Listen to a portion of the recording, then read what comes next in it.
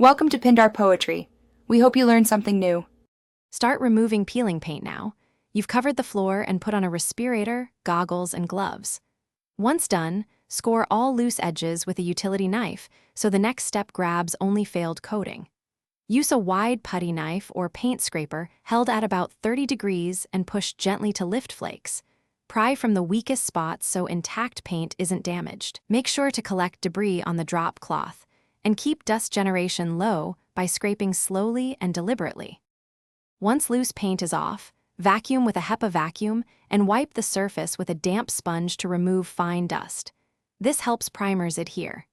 Next, sand the perimeter with 120 to 150 grit paper to feather the old paint into the raw substrate so you don't see ridges through new coats. For areas that resist, apply a chemical stripper per manufacturer directions, wait the specified dwell time, then remove softened paint and clean the residue thoroughly before proceeding. After preparation, prime bare or abraded spots with a high adhesion or stain-blocking primer and allow full cure. This prevents flash peeling. Then apply 2 finish coats, keeping wet edges and using consistent strokes so the finish lays flat. Once painted, inspect for any lifting after 24-48 hours.